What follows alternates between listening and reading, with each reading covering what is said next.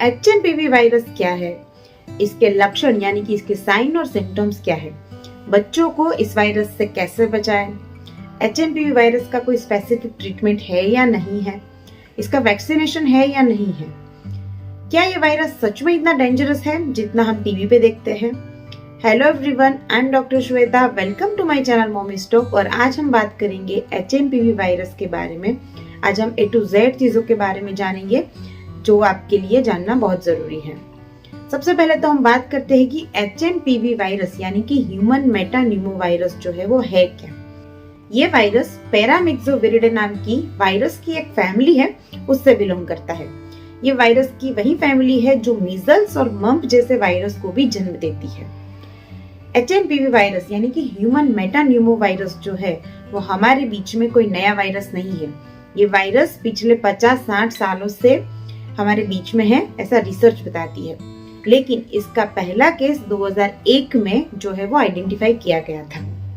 लेकिन क्योंकि अभी इसका आउटब्रेक चल रहा है, इसके केसेस बहुत ज्यादा है, इसलिए हम सबको ये वायरस के बारे में थोड़ा बहुत पता होना बहुत जरूरी है। ये वायरस कोविड जितना डेंजरस है कि नहीं, इसके बारे में हम आगे बात करेंगे। लेकिन सबसे पहले बात करते हैं कि ये वायरस किन किन को ज्यादा अफेक्ट कर सकता है। तो जो छोटे बच्चे होते हैं, स्पेशली जो न्यूबॉर्न बेबी होते हैं, जिनकी इम्यूनिटी कमजोर होती है, और जो बुजुर्ग लोग होते हैं, जो एजेड लोग हैं, उसमें ये वायरस जो है वो ज्यादा अफेक्ट कर सकता है। उसके साथ साथ जो प्रेग्नेंट लेडी होती है, उसको भी इस वायरस से थोड़ा सा रिस्क ज्यादा है। HMPV वायरस आखिर करता क्या है? ये वायरस स्पेशली अपने रेस्पिरेटरी ट्रैक्ट यानी कि अपना जो श्वसन तंत्र है उसमें जाके इसको इन्फेक्ट करता है। और रिजल्ट अगर बहुत ज्यादा सीवियर केस है तो ब्रोंकाइटिस या न्यूमोनिया भी हो सकता है। देखिए, इसका नाम है HMPV यानी कि ह्यूमन मेटान्यूमो वायरस। न्यूमो वायरस यानी अगर ज्यादा सीवियर केस हो गया तो ये न्यूमोनिया भी कर सकता है। इसके साइन एंड सिम्टम्स यानी कि इसका लक्षण क्या है, क्या हमको दिखे तो हमको लग सकता है कि ये वायरस जो है वो HMPV वायरस का इन्फेक्शन है।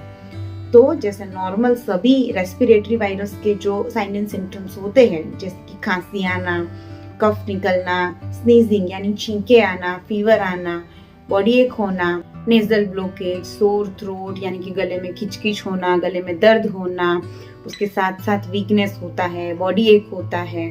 तो जो दूसरे वायरल इन्फेक्शन होते हैं उसके जो सिम्टम्स होते हैं, HMPV वायरस के सिम्टम्स भी करीब करीब सेम ही हैं। तो फिर इसको डिफरेंशिएट कैसे करते हैं कि ये नॉर्मल वायरल इन्फेक्शन है कि ये HMPV का वायरल इन्फेक्शन है। तो अगर आपको लगता है कि आपके बच्चे की तबीयत बहुत ज्यादा बिगड़ रही है, उसको सांस लेने में दिक्कत हो रही है, बच्चे ने खाना पीना एकदम कम कर दिया है, बच्चा जो है वो एकदम सुस्त हो गया है, तो फिर आपको अपने पीडियाट्रिशियन है, अपने जो बच्चों के डॉक्टर है, उनको तुरंत दिखाना है।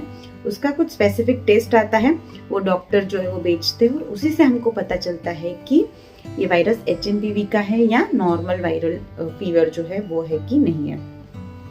अब बात करते हैं कि ये वायरस जो है वो फैलता कैसे है।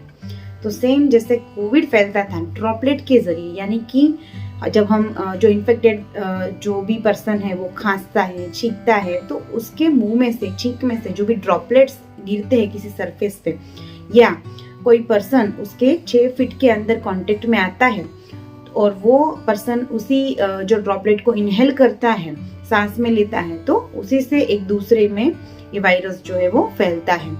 किसी पर्सन ने अगर छींक खाई है और उसके ड्रॉपलेट किसी जगह पे यानी कोई चीज पे, कोई सरफेस पे पड़े हैं और हमने उसी सरफेस को टच किया और फिर अपने नाक को या मुंह को या आंखों को छुआ, तो फिर उस तरीके से जो है वो ये वायरस हमारे शरीर में भी एंटर करता है और हमको ये इन्फेक्ट करता है। अब बात करते हैं कि इसका ट्रीटमेंट और प्रिवेंशन क्या है।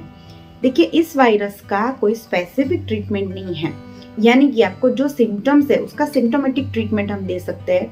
फीवर है तो फीवर का दवाई दीजिए, खांसी सर्दी है तो उसके लिए आप जो है वो घरेलू उपचार कुछ कर सकते हैं, जैसे हल्दी वाला दूध दे सकते हैं। 1 साल से ऊपर के बच्चे हैं उसको हनी चटा सकते हैं, गर्म पानी पीजिए सोर थ्रोट के लिए। लेकिन अगर आपको सांस लेने में दिक्कत वगैरह हो रही है तो तुरंत आपको अपने डॉक्टर को दिखाना है। तो स्पेसिफिक ट्रीटमेंट कोई नहीं है। देखिए, इसके लिए आपको घबराना नहीं है। बहुत सारे ऐसे वायरस हैं जिसका कोई स्पेसिफिक ट्रीटमेंट नहीं है, जिसका कोई वैक्सीन नहीं है। लेकिन हम उससे तो नहीं घबराते हैं, तो इस वायरस से भी आपको घबराना नहीं है। इस वायरस की कोई स्पेसिफिक वैक्सीन अभी तक मार्केट में अवेलेबल नहीं है। इसकी रिसर्च चल रही है, इसके ऊपर जो है वो फेज 1 जो है उसका ट्रायल भी चल रहा है। अब बात करते हैं कि इसका प्रिवेंशन कैसे करें। तो सेम जैसे हम कोविड में करते थे कि डिस्टेंस मेंटेन करें, भीड़ भाड़ वाली जगह पे ना जाए, मास्क पहने, फ्रीक्वेंट हैंड वॉश करना है 20 सेकेंड तक साबुन से, पानी से, और यही जो कफ एटिकेट्स हैं, यानी कि अगर हम छींकते हैं या कोई छींकता है तो उसको बोले कि भी वो अपना मुंह जो है वो कवर करके छींके। और बच्चों को ज्यादा बाहर नहीं ले जाना है, स्पेशली जो बहुत ओवर क्राउडेड प्लेसेस है वहां पर नहीं ले जाना है। अब बात करते हैं कि क्या ये वायरस कोविड जितना डेंजरस है कि नहीं है। तो नहीं, ये वायरस कोविड जितना डेंजरस नहीं है।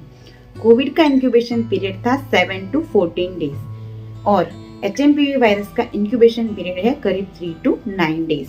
दूसरा, कोविड सभी एज ग्रुप को अफेक्ट करता था, लेकिन HMPV वायरस जो है वो छोटे बच्चों और बुजुर्गों में ही ज्यादातर सीवियर इन्फेक्शन कर सकता है।